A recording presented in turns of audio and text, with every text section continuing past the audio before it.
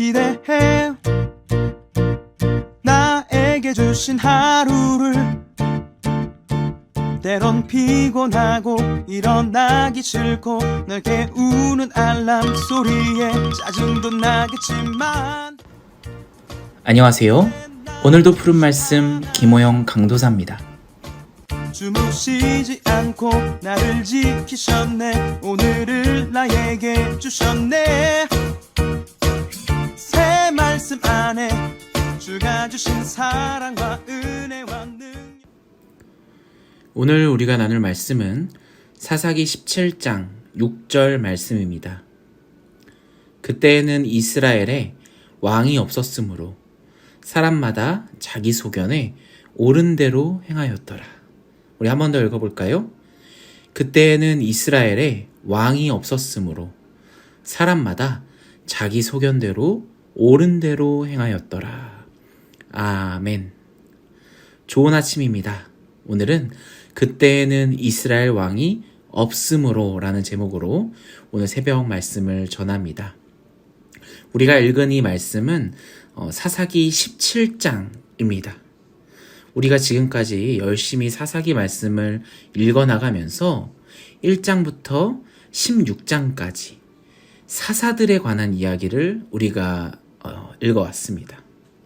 그런데 오늘 우리가 읽은 이 17장부터 사사기 마지막 장 21장까지는 우리가 지금까지 읽어왔던 이야기들과 별개인 다른 이야기들이 담겨 있습니다.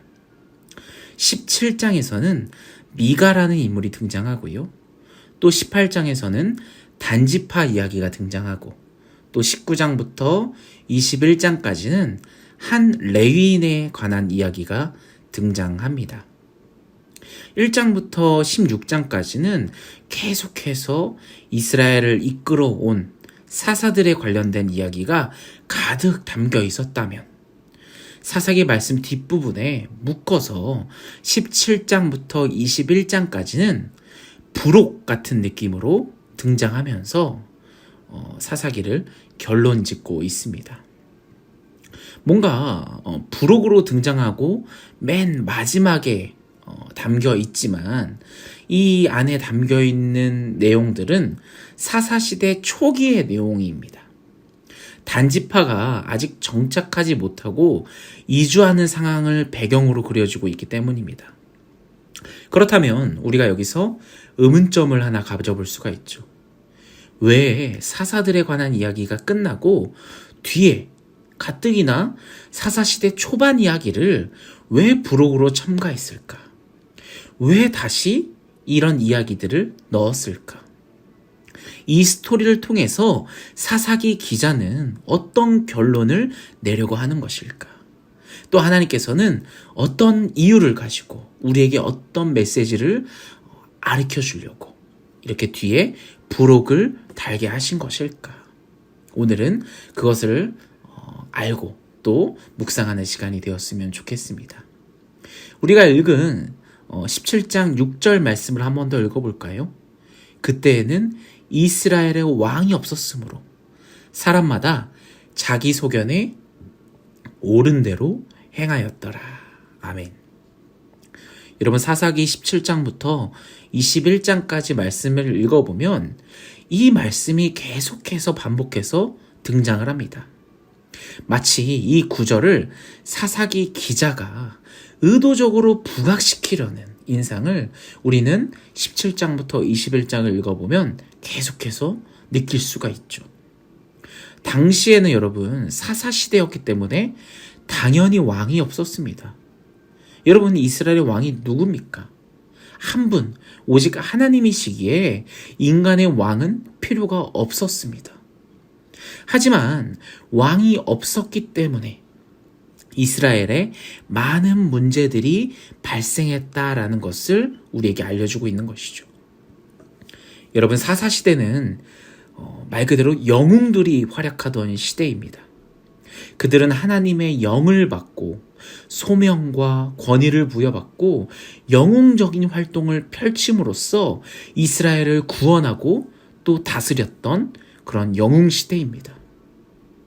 그럼에도 불구하고 하나님께서는 이 사사시대가 결코 온전하지 못했음을 우리에게 알려주고 있는 것이죠. 동시에 이 사사시대의 영웅들에게 초점을 맞추지 말고 그 이야기, 그 영웅들의 스토리에 빠져들지 말라라고 이 부록을 통해서 우리에게 경고하고 있는 것입니다. 이러한 영웅들이 활동하던 시대에, 영웅들이 다스리던 시대에도 이러한 불미스러운 일들이 일어났다라는 것을 하나님께서는 우리에게 알려주고 계신 것이고요. 사사시대는 결코 이상적이지 않다는 것을 우리에게 메시지하고 있는 것입니다. 여러분, 여러 가지 영웅의 스토리, 영웅 이야기들을 읽어보면 결국 남는 것이 무엇입니까? 와, 이 영웅 대단하다 하면서 영웅만을 기억하지 않습니까? 오늘 이 사사시대, 이 사사기 말씀을 읽어나가면서도 결국 이 영웅의 스토리에 빠져들지 말라. 이런 것이 중요한 것이 아니다. 이 시대는 완벽하지 않다라는 것을 우리에게 메시지하고 있는 것이죠. 17장 볼까요? 17장에 등장하는 한 사람은 에브라임 산지에 살고 있는 미가라라는 사람입니다.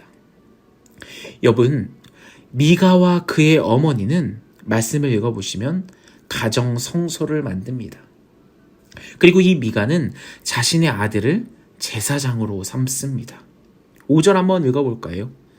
그 사람 미가에게 신당이 있으므로 그가 에봇과 드라빔을 만들고 한 아들을 세워 그의 제사장으로 삼았더라. 아멘. 여러분, 미가 자신이 이 어머니의 재산 1100세겔을 훔칩니다.